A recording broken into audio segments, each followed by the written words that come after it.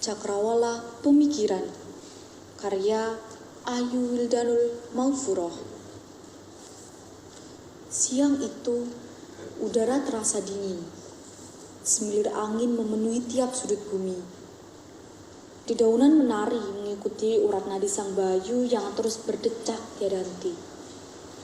Rumput dan ilalang pun tak mau kalah.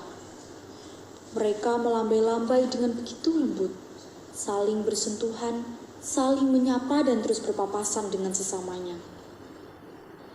Putri malu yang mulai tegar membuka matanya, kembali mengatupkan daunnya. Mendung mulai menyibak menampakkan kemolekannya. Gumpalan awan hitam berdampingan menambah seksinya alam. Manusia seisi bumi mulai bersiap diri, mengangkat jemuran, menggulung terpal tempat mengeringkan kacang tanah, jagung, dan hasil panen sawah lainnya. Hewan yang berkeliaran pun segera pulang menuju kandangnya masing-masing. Tak mau kalah, katak pun juga bersiap menatapi tas suaranya untuk memulai pentas setelah hujan perlahan usai. Ini hikmah bagi para petani. Syukur sudah mulai hujan, wesido iso mbek papan pinian. Hikmah pula bagi orang yang sedang mengalami bencana kekeringan di pedalaman desa. Akhirnya kami bisa mandi pakai air sumur, bukan air laut lagi. Diangkat bersama terpalnya saja, Pak. Berat, Dok. Keringat terus membasahi wajah bapak tua yang mulai menampakkan garis-garis penanda usianya yang sudah tak muda lagi. Tapi ini sudah gerimis. Lanjut bapak tua dengan wajah lelahnya, sambil menengadahkan wajah dan tangannya untuk meyakinkan air kehidupan sudah mulai menetes. Tidak berat, Pak. Bapak angkat sebelah situ, nanti aku yang sini. Ini dikumpulkan di tengah semua dulu, biar tidak tumpah kemana-mana saat diangkat, Pak. Dia adalah seorang gadis dari keluarga petani. Dari kecil, dia sudah bersama bapaknya karena ibu tercintanya sudah terlebih dahulu diambil oleh sang kholif. Gadis berusia 17 tahun yang dikenal sebagai gadis penurut dan pendiam. Padahal sebenarnya ia adalah seseorang yang begitu ceria, namun sangat sensitif perasaannya. Setiap harinya dia menggantikan pekerjaan dari seorang ibu. Mulai dari menyiapkan makanan, membersihkan rumah, cuci baju, cuci piring, dan lain sebagainya.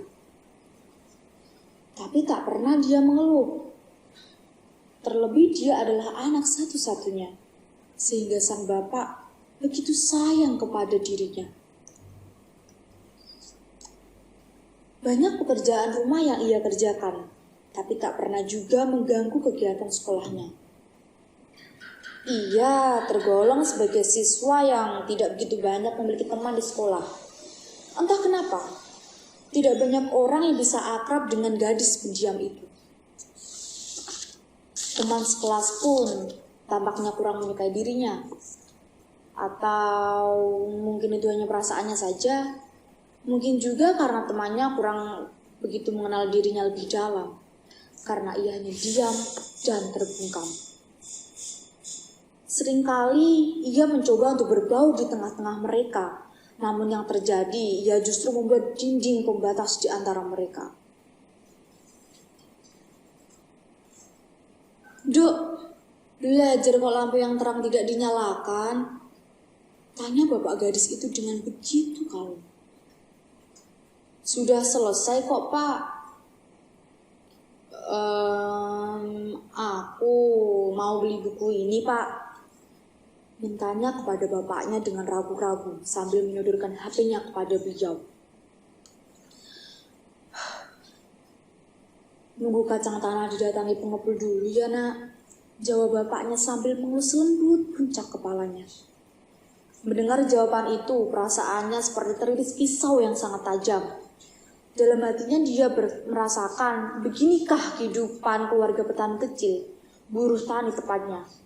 Mau mendapatkan sesuatu harus bergantung kepada pengepul yang akan membeli hasil bumi terlebih dahulu. Itu pun harganya juga belum tentu sesuai dengan harapan. Hasil pekerjaan sehari hanya cukup untuk makan sekali. Tapi di sisi lain, di seberang sana masih banyak sekali orang yang menghambur-hamburkan uang. Terlebih juga yang bukan uangnya sendiri, tapi hasil korupsi uang negara yang seharusnya dibagikan untuk bantuan kepada orang-orang kecil. Tapi semua itu harus kami syukuri karena belum tentu kehidupan mereka yang di sana lebih bahagia dari kami yang di sini. Dia terus menggerutu di dalam hati, mengingat bagaimana perjuangan sang bapak untuk menghidupi keluarga kecilnya. Iya Pak, aku tidur dulu. Bapaknya hanya tersenyum dan meninggalkan kamar putrinya itu. 1 minggu kemudian, hasil panen bapaknya benar-benar didatangi oleh pengepul. Buku yang menjadi keinginannya pun dapat terbeli. Dibacanya, hingga sampai buku itu terpisah dengan lembaran-lembaran yang semula ditutupi olehnya. Ditulisnya hal-hal penting supaya mudah untuk diingat. Ditata rapi, diberi gambar, diwarnai sehingga mata tak bosan setiap kali membuka kertas-kertas itu. Suatu ketika, ada tugas yang mengharuskan semua siswa di kelasnya membuat resume terhadap buku-buku fiksi sesuai dengan bab dan materi pembelajaran. Semuanya saya harapkan dapat menyelesaikan tugas ini minggu depan. Saya akhiri pembelajaran hari ini, sekian terima kasih dan silakan kalian beristirahat, kata guru yang mengajar mata pelajaran bahasa Indonesia. Gimana nih? Buku apa yang mau diresum? Mana resum itu harus baca buku dulu. 1 buku penuh. Ya Tuhan, males banget lah. Gerutu salah seorang teman di kelasnya. Ngapain bingung-bingung bang? Di internet kan banyak, tinggal ganti kalimatnya dikit-dikit. Gurunya juga gak bakalan tahu kok, aku jamin. Celetuk teman yang berada di sampingnya. Betul itu, yang terpenting kita ngumpulin tugas dan dapat nilai. Enggak usah baca buku juga enggak masalah. Apa gunanya hidup di era teknologi yang serba canggih ini kalau kita enggak memanfaatkannya? Gadis itu hanya diam dan mendengarkan. Dia juga dalam keadaan tenang karena dia sudah terbiasa bergelut dengan buku. Selain itu, dia juga mencatat bagian-bagian penting dari setiap buku yang ia baca. Di sisi lain, ia sangat menyayangkan perbuatan dari temannya. Demi mendapatkan nilai, mereka rela melakukan apa saja. Padahal membaca dapat membuka cakrawala pemikiran yang baru. Tapi mereka pada malas-malasan membaca buku. Selain itu juga dapat mengabarkan kepada guru bahwa membaca dan menulis itu penting untuk mengutarakan apa yang kita pikirkan saat ini. Pikir gadis itu. Dok, kamu sedang apa? Tanya bapaknya sembari membawa singkong di tangan. Tidak sedang apa-apa, Pak. Ini bapak ada singkong, kamu rebus ya. Setelah itu kamu berikan kepada pesenarnya juga. Kan dia kemarin beri kita pisang goreng. Sekalian sama mengembalikan piringnya ya. Yanduk ya. Dengan menyodorkan singkong yang ada di tangannya kepada anaknya. Iya Pak, sambil menerima singkong dari bapaknya. Ya, di desa itu memang sudah terbiasa untuk saling berbagi. Apapun yang mereka miliki, selagi dapat berbagi, pasti akan saling berbagi. Karena mereka memiliki prinsip di dunia ini tidak bisa hidup sendiri. Apapun yang terjadi suatu saat, pasti akan membutuhkan orang lain. Ups. Mungkin ini hanya berlaku di desa pedalaman itu. Bukan yang jauh di luaran sana. Mereka banyak yang berebut, saling sikut, bahkan mungkin mereka berprinsip, selagi masih dapat saya miliki, jangan harap orang lain mencoba untuk ikut memilikinya. Itu yang sering terlihat di berita. Ia menuju dapur, menatap pawanan batu bata, tempat memasak singkong khas zaman dahulu. Ditatanya kayu bakar, diambilnya korek api, lalu dihidupkan dengan sepucuk dedaunan kering dan belarak atau daun kelapa kering. Lalu ditiup dan dikipasinya hingga api itu menyala. Ditaruhnya panci berisi air di atas tungku, tidak lupa ia mencuci singkong itu terlebih dahulu. Sekitar 30 menit akhirnya singkong matang. Lama, karena api tidak menyala dengan stabil. Maklum, musim penghujan mulai tiba, sehingga berpengaruh pada kayu dan kondisi pawanan batu bata tempat ia menyalakan api. Ia ambilkan Bu Sunarni sesuai dengan amanat bapaknya. Lalu ia antarkan singkong ke rumah beliau seorang diri dengan berjalan kaki. Karena rumahnya dengan Bu Sunarni bersampingan. "Ini dari bapak, Bu, sekalian saya mengembalikan piring kemarin," kata gadis itu. "Iya, Nduk, terima kasih." Gadis itu tersenyum. "Ali, lagi apa?" sapanya kepada anak Bu Sunarni yang berada di depan rumah kala itu. "Lagi ngerjain tugas, Mbak." "Loh, ngerjain tugas kok sambil main HP, Al?" "Ini buat nyari jawaban di internet, Mbak. Kan gampang, tinggal nulis-nulis aja." "Di buku kan ada toh, Al." "Susah, Mbak. Kalau dari buku harus baca dulu. Terus nanti belum tentu ada jawabannya.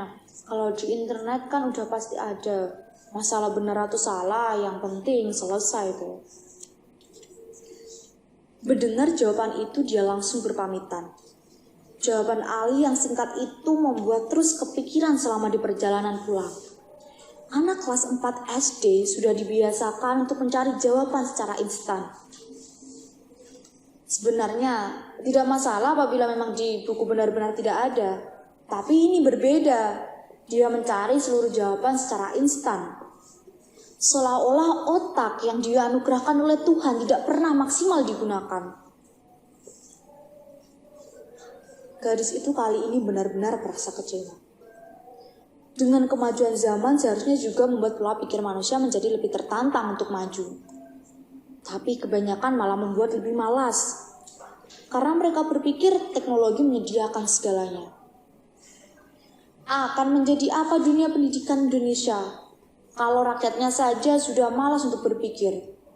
Peradaban semakin maju, tapi mereka masih saja bergantung pada sesuatu yang bersifat maya.